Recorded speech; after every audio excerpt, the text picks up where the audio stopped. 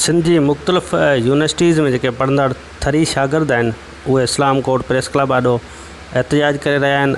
अचो त हिननि खां पुछूं त हिननि जो कहिड़ो मुतालबो आहे। इदारा मुसलसल 3 महीननि खां पोइ बंदि आहिनि ऐं इन ई सूरत हाल जे अंदरि जेका असां वफ़ाक़ी हुकूमत या जेकी सूबाई हुकूमत आहिनि उन तइलीमी इदारनि जे अंदरि ख़ासि तौर ते यूनिवर्सटीज़ जे अंदरि ऑनलाइन क्लासिस जो जेका असां शुरूआत कई आहे। असां सम्झूं था हिकु त सहूलियतूं असां वटि मौजूदु न आहिनि, ॿियो ॾूरां इलाइक़ा आहिनि जिते नेटवर्क जी बि सहूलियत मौजूदु न आहे।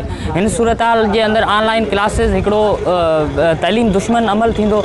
असां गवर्नमेंट खां VC साहब खां ऐं आला इख्तियारनि खां इहो मुतालबो कयूं था त ऑनलाइन क्लासिस खे बंदि कयो वञे। जेकॾहिं यूनिवर्सिटियूं खोलणियूं आहिनि तइलीम जी तव्हांखे फ़िक्र आहे त SOPs तहत जेका यूनिवर्सिटियूं खोलियूं वञनि ऐं ॿी सूरत में जेको असां ही फीस वसूल करण जे लाइ सिर्फ़ु तव्हां जेकॾहिं ऑनलाइन क्लासिस जो हिकिड़ो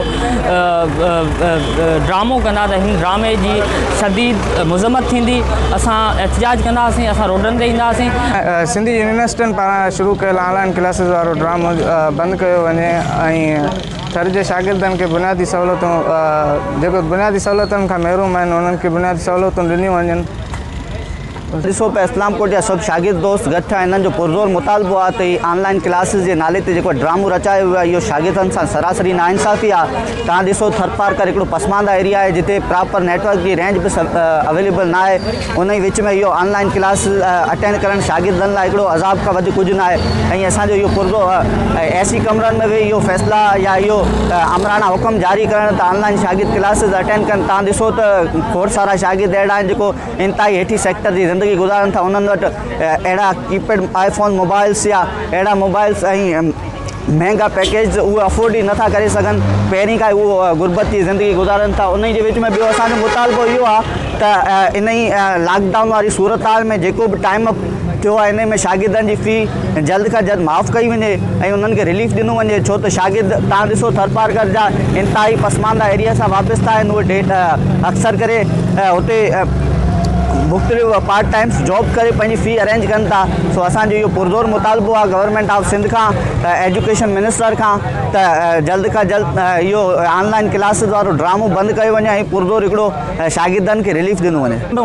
मुतालबो कयो हो त जेके सिंध जा मुस्तहिक़ शागिर्द आहिनि उन्हनि जो फीसूं माफ़ु करियो, पर सिंध गवर्नमेंट तालीम खाते असांजी उहा मुतालबो असांजो कोन मञियो ऐं हाणे वरी जेका उन ऑनलाइन क्लासिस जी सूरत में हिकिड़ो ड्रामो शुरू कयो आहे। ऐं असीं चवंदा हिते कॉल ऐं मैसेज करण लाइ बि जेके रेंज न आहे, नेटवर्क न आहे। हिते थर में भिटनि ते वेही असीं जेके मुस्तहिक़ शागिर्द आहियूं उहे ऑनलाइन क्लासिस कीअं अटेंड कंदासीं। हिकिड़ी ॻाल्हि बि तस्वर खां मथां ई ॻाल्हि आहे, पर असां जेका हुकूमत उहो मञण जे लाइ तयारु कोन्हे। असीं मुतालबो था करियूं तालीम खाते खां, सिंध यूनिवर्सिटी जी इंतिज़ामिया खां, ॿिया जेके बि यूनिवर्सिटियूं आहिनि जेके ऑनलाइन क्लासिस इदारा हलाइनि था उन्हनि खां असीं मुतालबो था करियूं त जेके बि मुस्तहिक़ शागिर्द आहिनि उन्हनि खे पहिरीं बुनियादी सहूलियतूं ॾियो। अलाए केतिरा शागिर्द आहिनि जिन वटि जेको टच स्क्रीन मोबाइल न आहिनि। जॾहिं उन टच स्क्रीन मोबाइल ई न आहे त पोइ उहो क्लास अटेंड कीअं कंदा।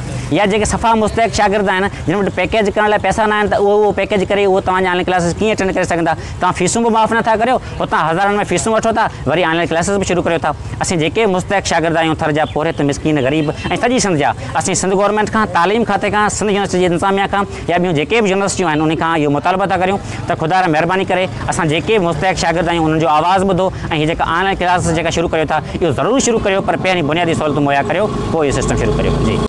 जी नाज़रीन, थरवासी शागिर्दनि जी तव्हां ॻाल्हि ॿोल ॿुधी। इन जो मुतालबो इहो आहे त ऑनलाइन जेका क्लासिस वारो सिस्टम शुरू कयो आहे थर जे बहिराड़ी वारनि ॻोठनि में जेके ग़रीब शागिर्द आहिनि उन्हनि वटि उहे फैसिलिटियूं मौजूदु न आहिनि।